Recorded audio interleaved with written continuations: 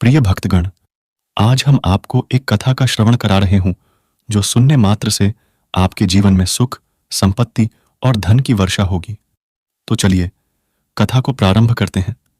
भगवान शिव माता पार्वती से कहते हैं, इंसान के कौन से कर्म उसे जीवन भर सुखी रखते हैं। फिर माता पार्वती कहती हैं, हे प्राणनाथ, कृपया आप ही बताइए कि इंसान के कौन से कर्म उसे जीवन भर सुखी रखते हैं। फिर भगवान शिव कहते हैं, एक निर्धन ब्राह्मण की अनोखी कथा सुने जिससे इंसान के जीवन में सदैव सुख शांति बनी रहेगी। हे देवी, अगर आप भी इसे समझना चाहते हैं तो इस कथा को बहुत ध्यान से सुनिए, क्योंकि हर एक शब्द इसमें बहुत मूल्यवान है। अगर आप यह कहानी सुन रहे हैं तो पूरा सुनिए। इस कथा को आधा अधूरा छोड़कर जाने की गलती मत करिएगा, क्योंकि इस पवित्र कथा को पूरा सुनने से मनचाहा फल की प्राप्ति होगी। इसीलिए इस कथा को पूरा सुने। आप शिव भक्त हैं तो भोलेनाथ का अनादर ना करें। इसीलिए हे देवी, चलिए इस कथा को सुनाते हैं। बहुत समय पहले की बात है। एक गांव में एक ब्राह्मण रहता था। वह ब्राह्मण बहुत ही गरीब और निर्धन था। वह किसी प्रकार अपना जीवन यापन करता था। ब्राह्मण का स्वभाव बहुत ही अच्छा था, सरल और भोला भाला। जब तक वह कुंवारा था तब तक उसका गुजारा किसी तरह से हो जाता था। परंतु कुछ समय बाद जब उसका विवाह हो गया तो उसके खर्चे बढ़ गए थे और इस वजह से वह चिंतित रहने लगा, क्योंकि घर की जिम्मेदारियों के साथ खर्च भी बढ़ गए थे। जो धन उसे अपने पूर्वजों से विरासत में मिला था, उसे उसने पूजा, उपासना और शास्त्रों के अध्ययन में लगा दिया था। वह ब्राह्मण लोगों के घर जाकर भजन कीर्तन और देवताओं की कथाएं सुनाकर उनसे भिक्षा मांगता था। उसे कभी अनाज मिल जाता, कभी फल। इस तरह से वह अपना और अपनी पत्नी का गुजारा करता था। जिस दिन उसे भिक्षा में कुछ नहीं मिलता, उस दिन उसे कठिनाई होती थी। उस दिन वे पति पत्नी भगवान को दोष देते और भूखे पेट ही महादेव की आदत डाल चुके थे। पत्नी, जो कि बहुत ही सरल और अच्छे स्वभाव की थी, कभी शिकायत नहीं करती थी, लेकिन लगातार भूखे रहने की वजह से कभी कभी उसे अपने पति पर गुस्सा आ जाता था। वह सोचती थी कि मेरी किस्मत ही कैसी है जो मुझे यह साथ ही मिला। एक बार की बात है, जब बहुत जोर की बारिश हो रही थी। उस दिन ब्राह्मण को भिक्षा में कुछ नहीं मिला और 2 दिन और 2 रात तक वे दोनों भूखे रहे। तीसरे दिन जब बारिश रुकी और सुबह हुई तो पत्नी ने ब्राह्मण की हालत देखकर उसे दया आई। ब्राह्मण की पत्नी ने उससे कहा कि देखो, तुम्हें अपनी जीविका के लिए कोई और उपाय खोजना चाहिए, क्योंकि भिक्षा मांगकर हमारा गुजारा नहीं हो पा रहा है। गांव से बाहर जाओ और कोई काम धंधा करो, फिर गांव वापस आना। ब्राह्मणी की बात सुनकर ब्राह्मण ने कहा कि तुम सही कह रही हो, मैं कल ही कुछ काम तलाशने के लिए दूसरे गांव जाऊंगा। अगले दिन ब्राह्मण सुबह जल्दी उठ गया। उसने भगवान की आराधना की, अपनी चिथड़े धोती और पुराने कुर्ते को पहना, झोला उठाया और अपनी झोपड़ी से बाहर निकल आया। ठीक है, मैं चलता हूं, हर हर महादेव, उस ब्राह्मणी ने कहा। जल्दी लौटना, ब्राह्मण ने जवाब दिया और चल पड़ा। वह अपने घर और गांव को छोड़कर जंगलों के रास्ते कई कोस दूरी तय करते हुए गहरे जंगल में पहुंच गया। वह जंगल बहुत विशाल था, अंत का कोई नामो निशान नहीं था। तभी उसने एक बहुत ही सुंदर सरोवर देखा। शीतल जल से भरे उस सरोवर में अनेक पक्षी खेल रहे थे। उसी सरोवर के किनारे पर एक सुनहरे महादेव मंदिर का दर्शन हुआ। मंदिर को देखकर उसके मन में भगवान के दर्शन की बहुत तीव्र इच्छा जागी और वह तेजी से मंदिर में प्रवेश कर गया। लेकिन क्या देखता है, मंदिर के अंदर भगवान का सिंहासन खाली पड़ा था। उसने सोचा कि इतना सुंदर मंदिर है, पर यहां भगवान की मूर्तियां नहीं है। अगर दर्शन हो जाते तो कितना अच्छा होता। इस स्थिति को देखकर ब्राह्मण उदास हो गया। मंदिर से बाहर आकर उसने देखा कि कुछ ही दूरी पर एक बड़ा वृक्ष है, जिसके पीछे से प्रकाश निकल रहा है। उस रोशनी को देखकर ब्राह्मण अचंभित हो गया। उसके दिल में एक गहरी उत्सुकता जागी कि वह उस रोशनी का देखें। जब ब्राह्मण ने नजदीक जाकर देखा तो वह आश्चर्य से भर उठा और उसके मन में खुशी की लहर दौड़ डाढ़ गई। उस पेड़ा के नीचे एक चांदी का खूबसूरत चबूतरा बना था और उस चबूतरे पर मखमल की चादर पर भगवान शिव और माता पार्वती चौसर का खेल खेल रहे थे। ब्राह्मण ने महादेव के सामने दंडवत प्रणाम किया। महादेव ने उसे देखकर मुस्कुराया और उसे अपने पास बिठा लिया। ब्राह्मण तो महादेव के दर्शन पाकर अभिभूत हो गया और अपने इष्ट देव और माता पार्वती के रूप में ध्यान में लीन हो गया। खुशी और आनंद से उसके मुख से शब्द ही नहीं निकल रहे थे। ब्राह्मण वहीं महादेव के चरणों के पास बैठकर माता पार्वती और महादेव का चौसर का खेल देखने लगा। खेलते खेलते दोपहर हो गई। तब भगवान शिव ने पूछा, हे ब्राह्मण देवता, आपने बड़े ध्यान से चौसर का खेल देखा है। अब बताइए, हम दोनों में से कौन जीता है और कौन हारा है। तब ब्राह्मण ने देखा कि 16 श्रृंगार से सजी माता पार्वती सिर से पैर तक मोतियों से जड़ी हुई हैं और उनके बोलने और हंसने से चमकते मोती झड़ रहे हैं। वहीं महादेव की मुद्राओं का ढेर लगता जा रहा है। तब ब्राह्मण ने महादेव की तरफ देखा, जो सर्प पहने हुए थे और उनके हाथों में त्रिशूल थी। ब्राह्मण ने हाथ जोड़कर कहा, प्रभु कृपया मुझे आज माफ कर दें। जो चौसर का खेल जीता गया है वह माता पार्वती की जीत है। महादेव ने कहा, ठीक है ब्राह्मण देव, जैसा आपने कहा हमने वहीं स्वीकार किया। यह कहकर महादेव मुस्कुराए और ब्राह्मण की बात सुनकर माता पार्वती जी बहुत खुश हुई। उन्होंने अपने हाथ से भारी रत्न जड़ित कंगन उतारा और ब्राह्मण को देते हुए कहा, यह लो ब्राह्मण देव, मैं तुम पर बहुत प्रसन्न हूं। इस कंगन को ले जाओ और अपने जीवन को सफल बना। ब्राह्मण ने बड़ी खुशी के साथ कंगन को थाम लिया और आनंदित होकर बार बार नमन करते हुए अपने गांव की ओर चल पड़ा। घर वापस जाते समय उसे रास्ते में एक बड़ा तालाब दिखाई दिया। उसने सोचा कि पहले यहां स्नान कर लो, फिर घर जाकर संध्या का अनुष्ठान करूंगा। यह सोचकर उस ब्राह्मण ने अपने वस्त्र उतारकर तालाब के किनारे रख दिए और माता पार्वती जी की दी हुई रत्न जड़ित कंगन भी वहीं पर रख दी। फिर वह तालाब में स्नान करने के लिए उतरा और डुबकी लगाई। इसी बीच एक मछली आई और उस चमकते कंगन को निगल गई। स्नान करके जब ब्राह्मण बाहर आया तो कंगन नहीं मिला। इससे उसका मन बहुत दुखी हो गया, लेकिन अब कुछ नहीं किया जा सकता था। दुखी मन से वह ब्राह्मण घर गया।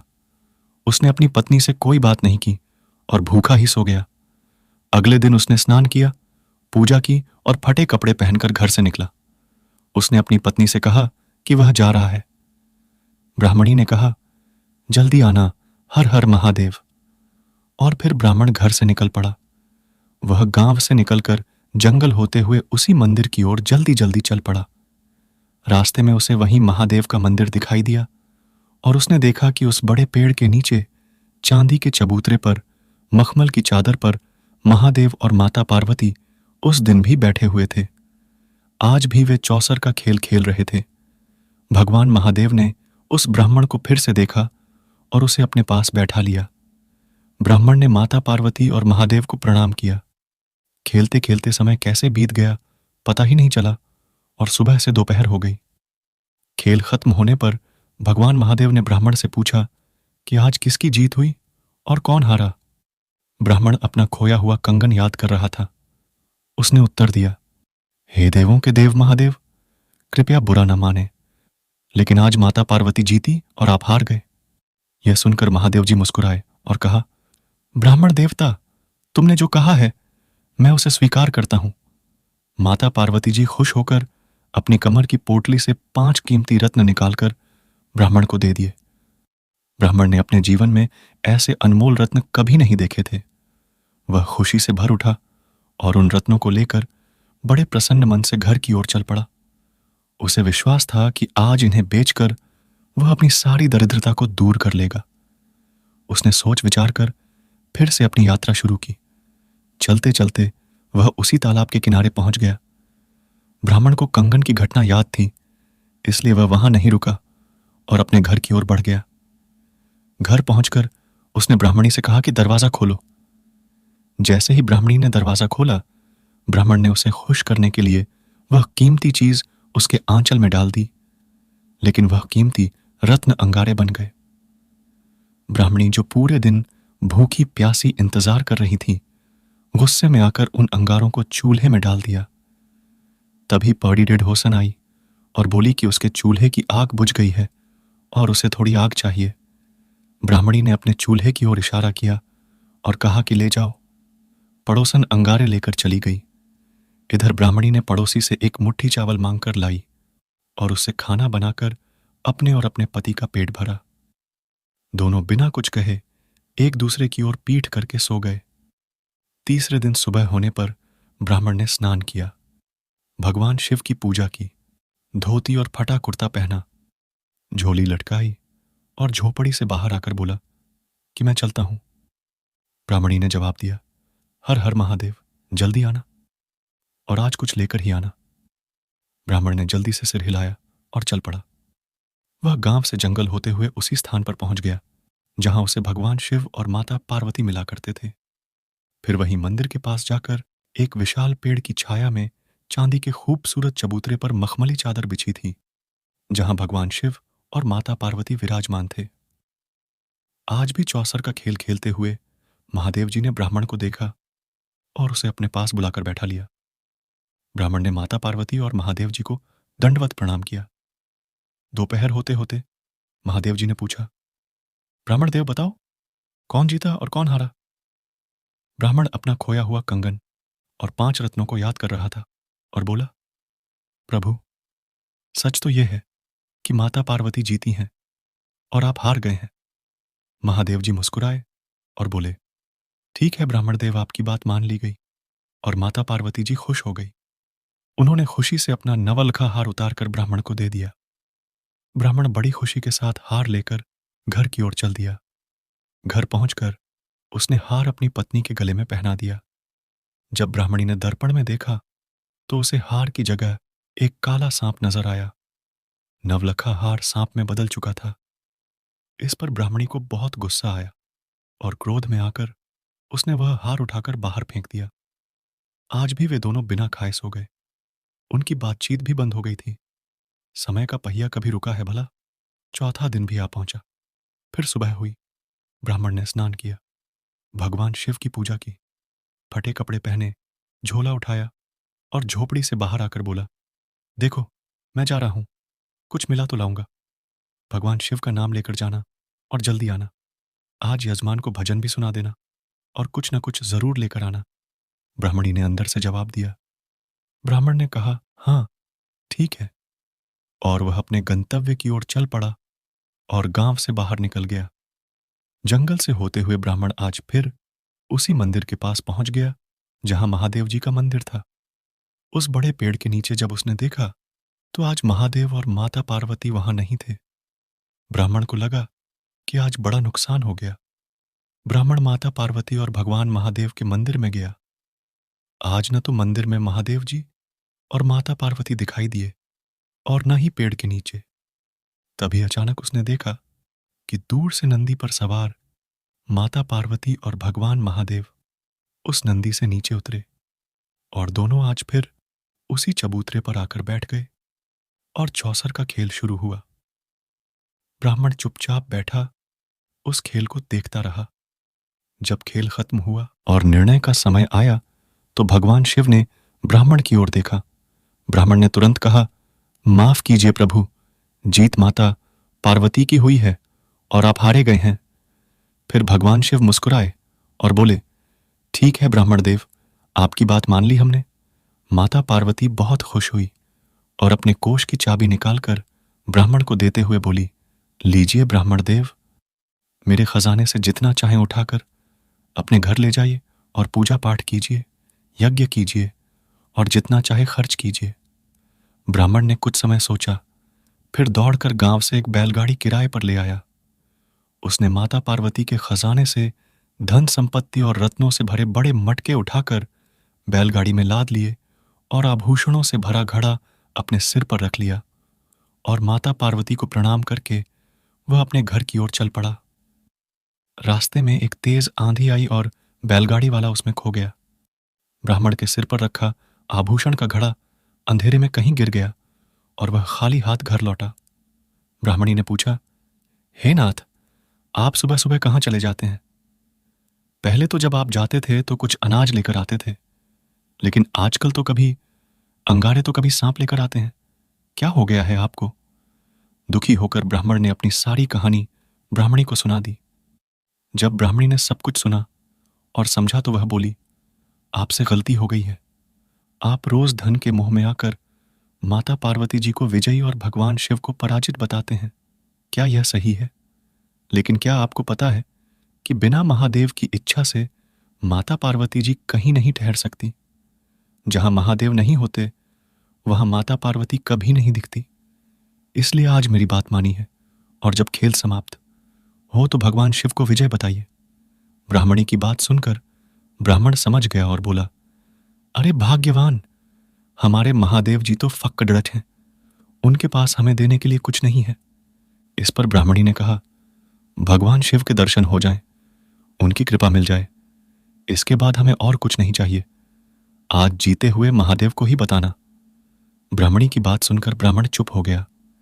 5वें दिन ब्राह्मण ने रोज की तरह स्नान किया, पूजा की और अपनी फटी धोती और कुर्ता पहनकर झोला लटकाया और झोपड़ी से बाहर निकला। ब्राह्मणी ने अंदर से कहा, हर हर महादेव, जल्दी आना और जैसा मैंने कहा है वैसा ही करना। ब्राह्मण ने जल्दी से उसे सुना और अपने गंतव्य की ओर चल पड़ा। महादेव मंदिर के पास पहुंचकर वह उसी चांदी के चबूतरे पर बैठे भगवान शिव और माता पार्वती को देखता है जो चौसर खेल रहे थे। महादेव जी ने उसे देखकर कहा, आइए, ब्राह्मण देवता हमारे पास बैठी है। ब्राह्मण उनके पास बैठ गया और खेल देखते हुए मन ही मन ओम नमः शिवाय गुनगुनाने लगा। वह उन बातों को याद करता रहा जो ब्राह्मणी ने उसे कही थी। जब चौसर का खेल खत्म हुआ तब भगवान शिव ने फिर से पूछा, हाँ जी ब्राह्मण देव, बताइए तो आज के खेल में किसकी जीत हुई है और किसकी हार? ब्राह्मण बोले, जगत के नाथ, आज तो आप ही विजयी हुए हैं और माता पार्वती हार गई हैं। यह सुनकर भगवान शिव आश्चर्यचकित हुए और माता पार्वती थोड़ी नाराज हो गई। भगवान शिव ने गौर से ब्राह्मण का चेहरा देखा और कहा, क्या कहते हो ब्राह्मण? सोच लो एक बार फिर से, क्योंकि मेरे पास तुम्हें देने के लिए कुछ नहीं है।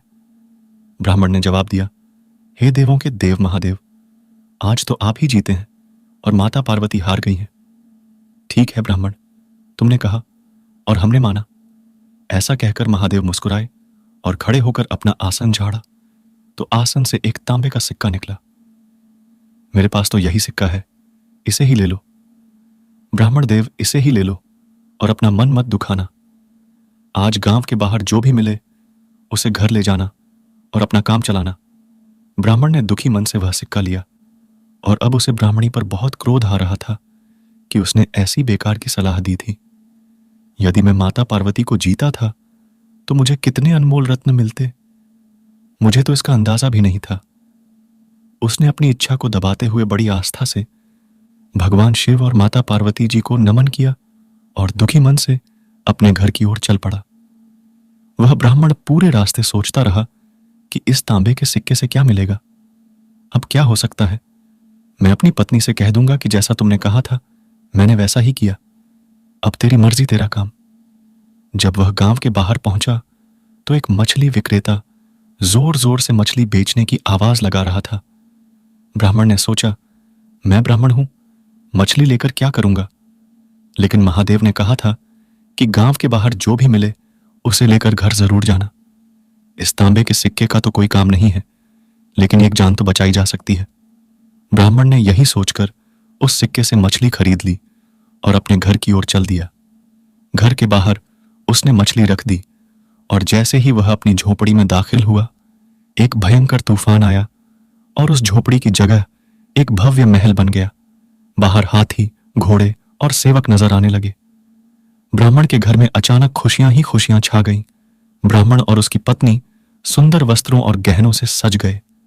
जब पड़ोसन ने यह सब ठाठ बाट देखा तो वह दौड़ती हुई आई और कहने लगी कि मैंने तो उस दिन तुम्हारे घर से आग मांगी थी, पर मुझे तो उसमें 5 जवाहरात मिले थे। अब मेरी समझ में आया कि तुम लोग इतने संपन्न हो, इसीलिए अपने जवाहरात को चूल्हे में रखते हो। मुझे लगता है कि तुम मेरे इरादों की परख कर रही थी। ब्राह्मणी बहन, ये रहे तुम्हारे जवाहरात, इन्हें वापस ले लो और हमारी मित्रता को बनाए रखो। और बस, उसने वे 5 कीमती जवाहरात ब्राह्मणी की गोदी में रख दिए। उसी समय वह बैलगाड़ी वाला घर ढूंढते ढूंढते वहां आ पहुंचा। वह बोला कि मैं बहुत थक चुका हूं। पंडित जी, आपको खोजते खोजते अपना सामान ले लीजिए और मेरा किराया दे दीजिए। घर के बाहर से ब्राह्मण को नवलखा हार भी मिल गया। जिस मछली को ब्राह्मण ने खरीदा था, उसने वहीं सुंदर कंगन भी निकाल दिया, जो माता पार्वती ने उस ब्राह्मण को पहली बार में दिया था। ब्राह्मण के अच्छे दिन आ गए थे। एक दिन ब्राह्मण ने कहा, हमें माता पार्वती और भगवान महादेव का शुक्रिया अदा करना चाहिए। आपको तो उनका मंदिर मालूम ही है, भी वहां ले चलिए, मुझे भी दर्शन करने हैं। ब्राह्मण को यह सुझाव अच्छा लगा और दोनों सुबह सुबह उठे, स्नान किया, पूजा अर्चना की और ब्राह्मण ने सुंदर पीतांबर पहना, हाथ में महादेव का कमंडल लिया और चांदी की छड्डी उठाई। ब्राह्मणी ने जड्ढी हुई साढ़ी पहनी, माता पार्वती जी का वह कंगन पहना और नवलखा हार गले में डाला और दोनों तैयार होकर निकल पड़े ढिए। कुछ समय बाद दोनों उसी मंदिर के पास पहुंच गए जहां वह ब्राह्मण हमेशा जाया करता था। ब्राह्मण और उसकी पत्नी को देखकर माता पार्वती ने भगवान शिव से कहा, इसने मुझे पराजित किया था, आज फिर यहां आ गया है। अगर आज यह यहां आया तो मैं इसे किसी भी हाल में भगा दूंगी। इस पर भगवान शिव मुस्कुराते हुए बोले, हे देवी, कृपया ऐसा कोई अनर्थ मत करो। यह ब्राह्मण बहुत ही सीधा और सरल स्वभाव का है। इसने हमेशा गरीबी में अपना जीवन बिताया है। यह ब्राह्मण मन से बहुत सच्चा है, इसलिए गरीबी के कारण इसमें लोभ आ गया था, पर इसमें कोई धोखाधड़ी नहीं है। जब भगवान शिव माता पार्वती जी से बात कर रहे थे, तभी ब्राह्मण और उसकी पत्नी मंदिर में आकर माता पार्वती महादेव के सामने दंडवत प्रणाम करने लगे। दोनों ने भगवान शिव और माता पार्वती के चरण पकड़ लिए। फिर भगवान शिव ने पूछा, उठो, ब्राह्मण आज कैसे आना हुआ? इस पर ब्राह्मण ने अपनी पत्नी की ओर देखा और ब्राह्मणी ने कहा, प्रभु हे माता, आपकी कृपा से सब आनंद में है। कृपया हमें कोई ऐसा उपाय बताएं जिससे यह सुख और आनंद हमेशा मेरे पास बना रहे। यह सुनकर माता पार्वती प्रसन्न हुई और कहा, जहां ओम नमः शिवाय का नाम जपा जाएगा वहां मैं स्वयं दौड़ी चली आऊंगी, क्योंकि जहां महादेव का वास होता है वहां मेरा आना निश्चित है। इसलिए भगवान शिव का नाम जपो, तुम्हारा कल्याण होगा। ऐसा कहकर भगवान शिव और माता पार्वती जी अंतर्ध्यान हो गए और वह ब्राह्मण और उसकी पत्नी जीवन भर भगवान शिव का जाप करते रहे और उनकी कृपा से सभी सुखों का आनंद लेते हुए अंत में उन्हें मोक्ष की प्राप्ति हुई। इतना कहकर भगवान शिव इस कथा को समाप्त करते हैं। इस वीडियो को बोलते समय कोई त्रुटि हो तो मैं क्षमा चाहती हूं। उम्मीद है आप सभी को यह वीडियो अच्छी लगी होगी। अगर आप शिव के सच्चे भक्त हैं तो चैनल को सब्सक्राइब और वीडियो को लाइक करके कमेंट में हर हर महादेव लिख दीजिए।